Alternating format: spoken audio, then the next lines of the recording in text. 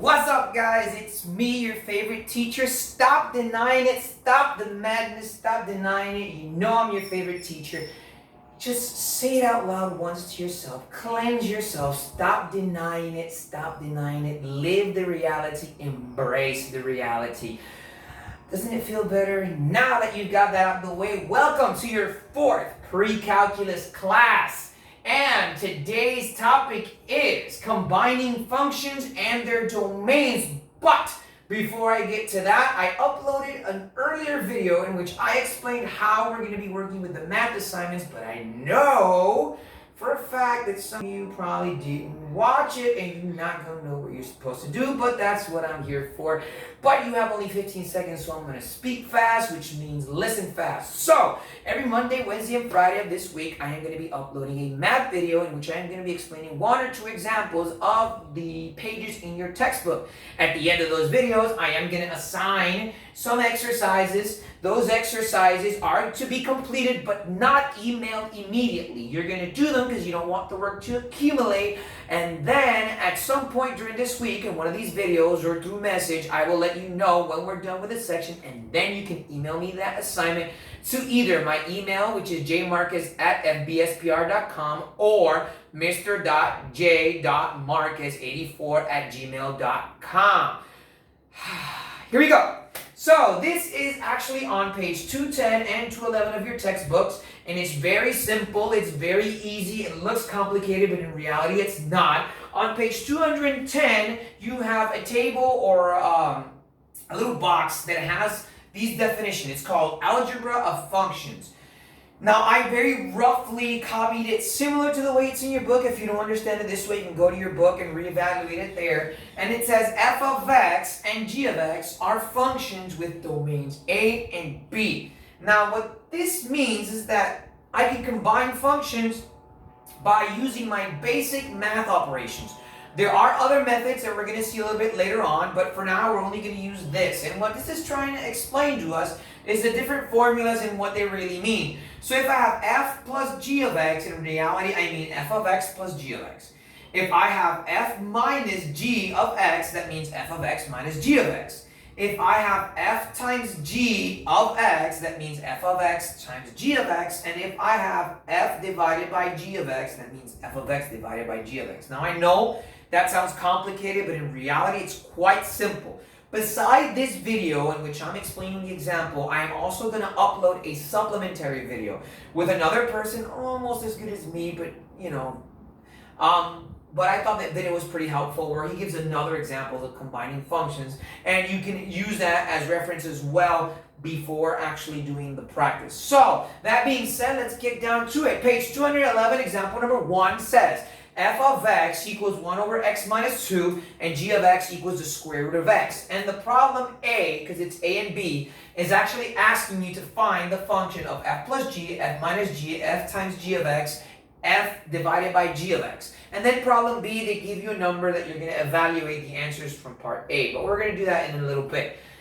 Anyway, so let's get started. What does all this mean? So this is f of x and this is g of x. And what we're going to be doing is we're going to be combining them now.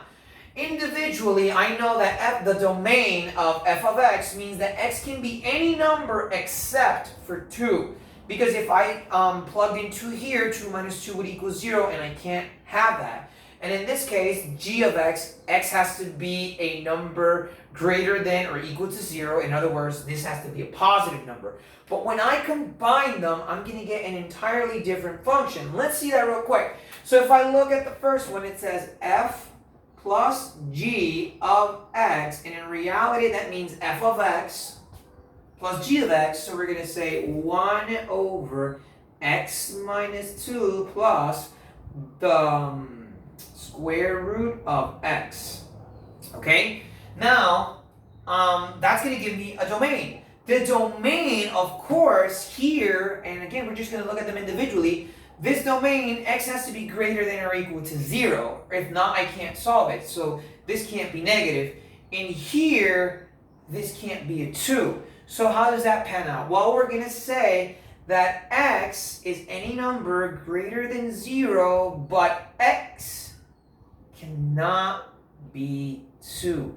And this actually satisfies them both, because here x can be greater than 0, but here x can't be 2. So this actually satisfies both of them.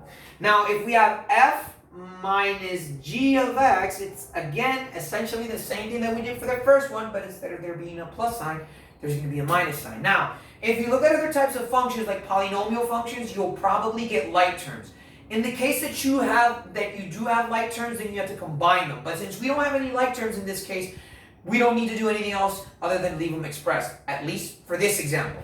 So we're going to say 1 over x minus 2 minus the square root of x. And again, basically, here x has to be a positive number, and here x can't be 2. So we are going to say that the domain is any number such that x is greater than 0, but x cannot be a 2, because if this were a 2, this would give me a 0 in my denominator, and I can't have that. And again, that's it. That's it for the second part. So let's do the third one, which is basically multiplying, and you have f times g of x.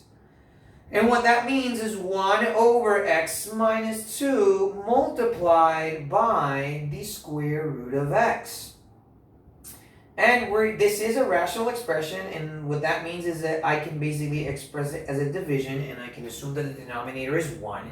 And you're going to multiply the square root of x times 1 is actually the square root of x. And x minus 2 times 1 is x minus 2, so this is my answer. And the domain again is the same one. X has to be greater than 0 because we have a square root function, but x can't be 2, because if not, this is going to give me a 0 in my denominator. So our domain continues to be x is greater than 0, but x cannot equal 2.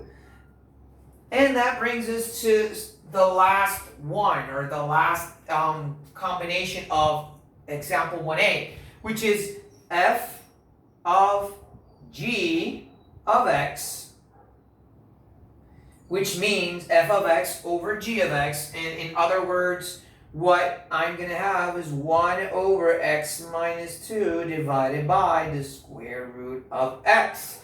Now, 1 over x minus 2 divided by the square root of x is a complex fraction. And you're probably thinking to yourself, why would someone come up with something so evil and diabolical? Well, the reality is I don't know, but it does have a solution. What you're going to do is you're going to remember that this is a rational expression, which means I can write as a division over 1. And whenever I divide fractions, what do? That's right, you all said it at the same time. I actually multiply by the reciprocal. And what does that mean? You're right, I flipped this one upside down and I multiply. You guys are awesome. So what you're going to do is you're going to say 1 over x minus 2 times the reciprocal of this, or basically turning it upside down, and you say 1 over the square root of x. In which case, guys, all you're going to do is multiply your numerator by your numerator, your denominator by your denominator. So 1 times 1 is going to be 1, and x minus 2 times the square root of x is actually going to stay expressed. And the domain, the same one. Because again, here x has to be greater than 0, but here x can't be 2, so we say x is greater than 0, but x cannot equal to 2. So I'm going to step out of camera real quick and let you guys see what we did, because I am going to erase it, and now we're going to use the other part, okay? Alright, so with that in mind, guys, here we go. I'm going to erase this, and we're going to do the second part of the exercise. And the second part of the exercise, I know that wasn't too long, but it's okay. You can pause and rewind. The second part of the exercise is to basically do the same thing with our same functions, but instead of just finding the expressions, we're going to be evaluating them. So let me erase this real quick. And again, this is on page 211 of your textbook, so you can go to that and check it out. And this is actually going to be B. Now I'm going to write it a little bit different than you see it in your book, but that's just to save up space. And for B, what I'm going to do is I'm going to evaluate each term by 4. So there's going to be a 4 here, and this is going to be 4, and this is going to be 4. So if you can't understand what I wrote, it's okay. You can go to your textbook and look at example 1b.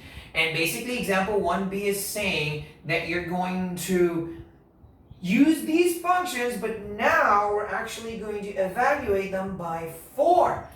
And ladies and gentlemen, so what we're going to do is, I was going to say something random, but never mind. What we're going to do is we're simply going to combine functions again. So f plus g of x, we know is 1 over x minus 2 plus the square root of x.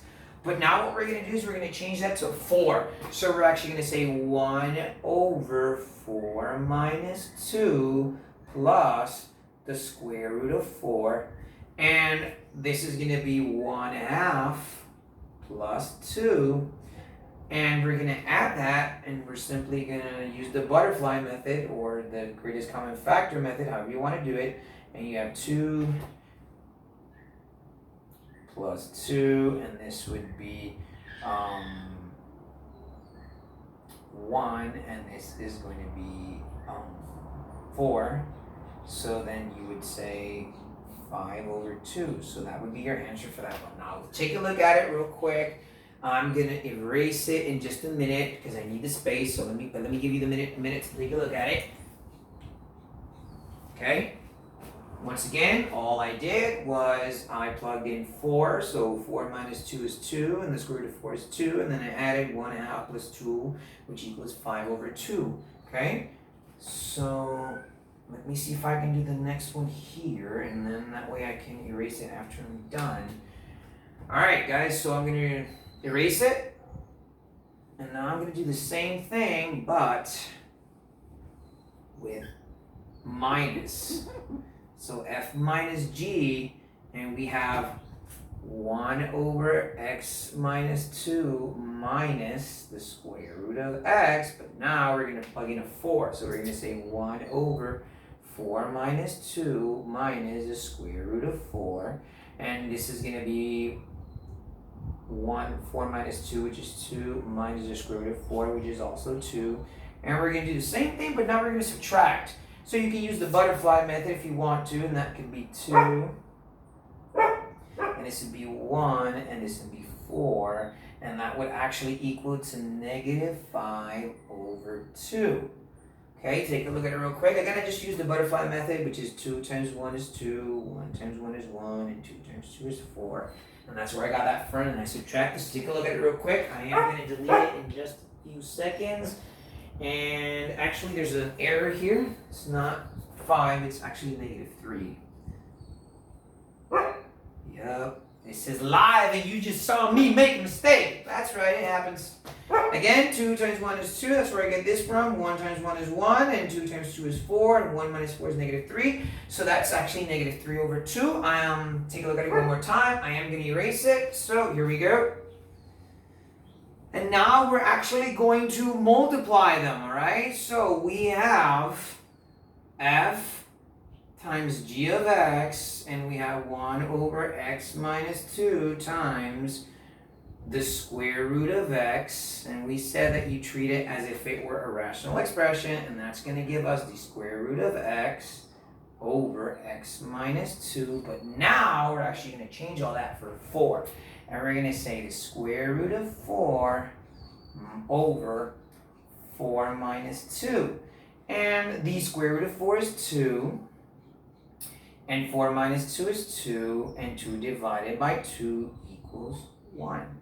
So there we go. That's our answer for f times g. We're missing one more, and then we're going to start. Okay, so take a look at that real quick. All right, and now we're going to do the last one. So again, all I did was I multiplied, so the square root of x times 1 is square root of x. X minus 2 times 1 is x minus 2. Just plug in, and that leaves you with the square root of x over x minus 2. Plug in 4, because they want us to evaluate the function by 4. Square root of 4 is 2. 4 minus 2 is 2. 2 divided by 2 is 1. And now we're going to do the last one. And that will be the last part of this class. And then I'll just refer you to the exercise. So the last one is f divided by g over x. And what you're going to do, guys, is you're going to say 1 over x minus 2 divided by the square root of x. And again, we're going to treat this like a rational expression. So in reality, what I'm doing is I'm multiplying 1 over x minus 2 times 1 over the square root of x. And that's going to equal to 1 over x minus 2 times the square root of x. And now what I'm going to do is I'm going to plug in 4. So this is actually going to be, and I'm going to do it right down here, 1 over 4 minus 2 times the square root of 4. And it's very simple. I leave the 1 expressed because there's nothing I can do with it. 4 minus 2 is 2. The square root of 4 is actually 2, and 2 times 2 equals 4, so your answer is 1/4. And there you go, guys. That's it. That's example 1B. You can look at these examples on page 210, on page 211, your assignment. And again, you're not going to email this right away. This is just so you guys can do them, and then whenever we're done with the section, I'm going to tell you to start sending them to me.